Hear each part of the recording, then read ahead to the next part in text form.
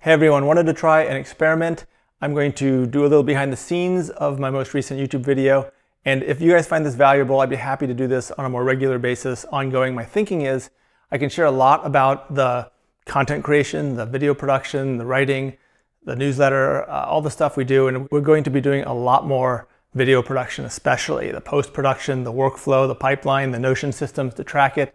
And then I'm thinking if this is of interest, we can roll this into sharing more and more behind the scenes on how the business is being built and all the operational elements as we're ramping up a small team and just all the things we have going on. I'd be happy to share that if that's of interest. So let me know if that's of interest by voting. You can vote for continuing this by subscribing to the channel and adding comments below. We can discuss it. Let me know what would be valuable to you. But the idea is to share the whole process of content creation and content or media business building a business around media and education and online training. There's so many opportunities. This is just the tip of the iceberg. So many opportunities evolving in the space. I thought it'd be good to share at least one person's approach. And I come to this from a lot of experience in media production. I've built extensive production companies. I've worked on high-end TV commercials, network TV promos, lots of stuff. I've shared some previous videos about those behind the scenes, a lot more elaborate, much more big budget. But from this one on, I intend to show very practical, real world content creation for YouTube. It does tend to be on the higher end of the YouTube production scale, but even if you don't want to spend at the higher end of that range, you'll still learn a lot of tips. You'll learn how to make it work well. And whatever budget range you're in, you're going to learn how to use the equipment, use the tools, and think through how to create good content. And then, like I said, hopefully we can evolve that more and more into building a business around it.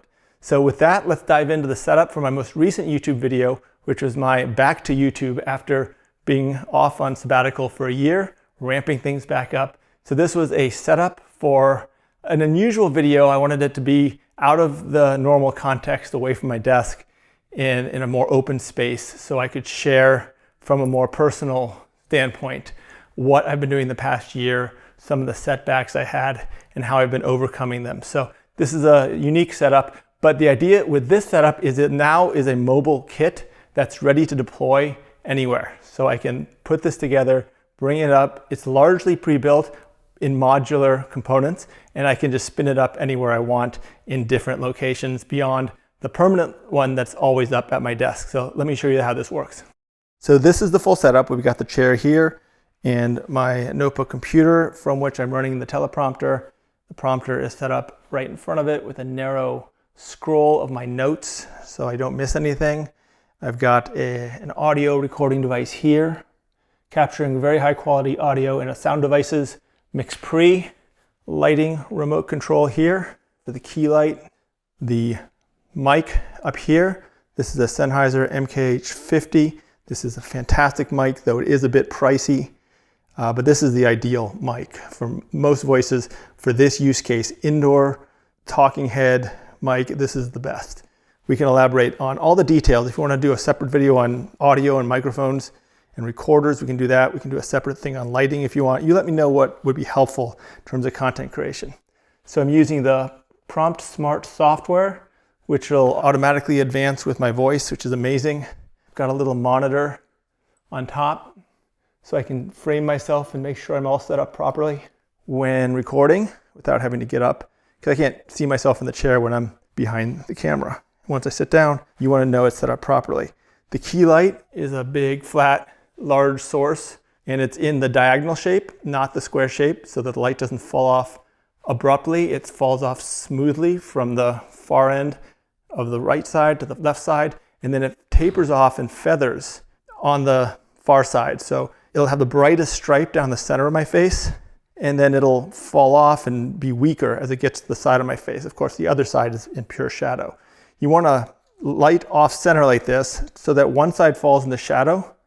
The purpose of that is to give depth to yourself and to your subject, especially on faces.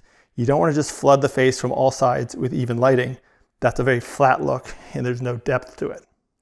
I've got a grid on it to control spill from around the room and to cut off the light even further as it gets further to the edge. Using an iCan 21-inch teleprompter. This is the Sony FX3. That's extraordinary. you can get this much quality in such a small, inexpensive camera. It's on the higher end of the normal YouTube range, but worth it. But you do not need a camera in this price range to do great YouTube videos. Don't feel like you do. I'm just showing an optimal setup that I've been building up over a while. There's a shotgun mic on top. That's a backup. I was just testing it. It sounded terrible because it's way too far away from the speaker. The overhead boom mic, as we saw over here, was 6 inches away from my mouth, within a centimeter of being off frame. So it captures my audio really clearly while minimizing background noise. We got a battery pack here running both the monitor and the camera. It's a big battery. It will not run out, not even close, for a single YouTube video shoot. It's a little easier to keep it mobile and not have to plug it into the wall.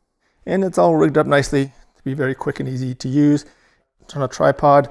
This Liebeck tripod is a really good value, a good balance of cost and performance. Since it's on the 21-inch prompter, it needs to have some stability and strength to be able to support that kind of weight. If you're not using a prompter, you can use a much more lightweight tripod, which is what I often do when I'm not using the prompter.